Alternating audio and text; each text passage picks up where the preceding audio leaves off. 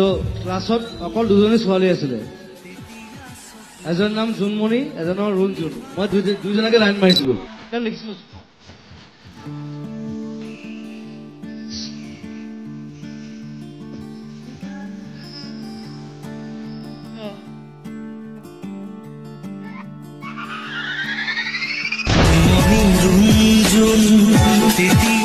মানে জুবিনে আপোনাৰ লগত লাইন মাৰিম বুলি ধেমালি সুৰত কৈছে। ধেমালি সুৰত কৈছে। মানে জুবিনৰ লগত একেলগে পঢ়িছে। একেলগে পঢ়িছে ক্লাছ 10ত। ক্লাছ 10ত। তেতিয়া কেনেকুৱা কথা বতৰা আছিল জুবিনৰ লগত? তেতিয়া তেওঁতো গহীন গম্ভীৰে আছিল। মই মানে সময়গত সংগীত গাইছিলোঁ, তাত জুবিনে তবলা বজাইছিল। নলবাৰীত থাকোঁ, তামোলত পঢ়িছিলোঁ। হাই ছেকেণ্ডেৰী মানে ক্লাছ 10ত। ক্লাছ 10ত পঢ়িছিল তামোলপুৰত। জুবিনৰ লগত।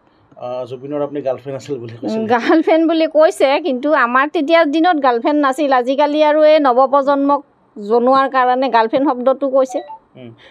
তাৰপিছত এনেইতো পঢ়াটো চোকা আছিল, মেট্ৰিকত ফাৰ্ষ্ট ডিভিজনে পাইছিল, লেটাৰো পাইছিল। মই ক্লাছ 10তে লগ পোৱা। মই এনেই তেনেকৈ লগ পোৱা নাই। মোৰ দেউতাৰ চাকৰি আছিল মচলপুৰত। মচলপুৰৰ পৰা আমি ট্ৰেন্সফাৰ হৈ আহি তামোলপুৰ পাওঁ। মই ক্লাছ 10ত তেতিয়া। তাৰপিছত মোৰ সংস্কৃত আছিল আৰু বুৰঞ্জী আছিল। তেওঁৰ আছিল এডভান্স আৰু সংস্কৃত। জুবিনৰ এতিয়া সংস্কৃতৰ ক্লাছটো তাৰমানে দুইটা ছেকশ্যনতে একেলগে হয়। মই বি ছেকশ্যনত, তেওঁ এ ছেকশ্যনত। এই তেনেকেই লগ পোৱা, ক্লাছতে লগ পাওঁ। আৰু সম্পৰ্ক এনেই বেয়া নাছিল আৰু ভালেই আছিল। এনেই মাত বোল কৰিছিল, আহিলা, গ'লোঁ, সেইবিলাকে শব্দ আৰু বেলেগ কথা পাতি পোৱা নাই। তেওঁৰ বা কিমান, তেওঁতো ৰোল নম্বৰ ক্লাছত 1 নে 2 আছিল।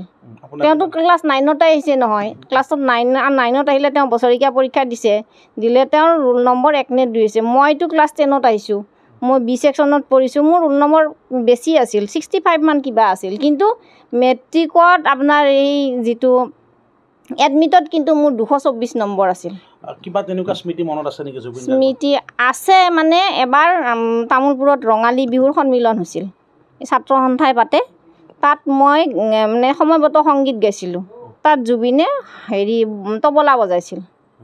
সেই তেনেকেই আৰু মই এতিয়া মানে মানুহক কওঁ, আৰু মোৰ ল'ৰাটোকো কওঁ, মই চোৱা জুবিন আজি ইমান ডাঙৰ গায়ক, সি গান গায়। মই এটা সময়ত তবলা বজাইছিলোঁ। জুবিনে তবলা বজাইছিল, মই সময়গত সংগীত গাইছিলোঁ। কিন্তু জুবিন গায়ক হ'ল, আজি মই এনেকৈ আছোঁ। আপুনি আপোনাৰ নামত গান গোৱা বুলি তেতিয়াই গম পাইছিল নে? কেনেকুৱা লাগিছিল? তেতিয়া গম পোৱা নাছিলোঁ। মই নিজে এনেকৈ চোৱা নাছিলোঁ। কোনোবাই বোলে ফাংচনত চাই পেলাই মই কওঁ নে ওচৰৰ মানুহবিলাকক বোলে মই জুবিনৰ লগত একেলগে পঢ়া। খুৰী আপুনি জুবিনৰ লগত একেলগে পঢ়া? মই বোলো অঁ। তেতিয়া তাৰমানে কোনোবাই টিভিত দেখিছে নে ফাংচনতে দেখিছে, দেখি পেলাই কৈছে, খুৰী আপোনাৰ নামত দেখোন জুবিনে গান লিখিছে, এনেকৈ কয়। মই কিন্তু ফাংচনত চোৱা নাই, মই টিভিত চাইছোঁ। টিভিত মই মানে এইবাৰ বহাগতো চাইছোঁ। মই বহাগত ফাংচন চাওঁৱেই, জুবিনৰ ফাংচন। নাজানো, সেইটো নাজানো। কাক বা ৰুণজুন বুলি কৈছিল। আমাৰ ক্লাছত কিন্তু ৰুণজুন নামৰ ছোৱালী নাছিল। আছিল কোনোবা বেলেগ ছোৱালী, কিন্তু ৰুণজুন নাছিল।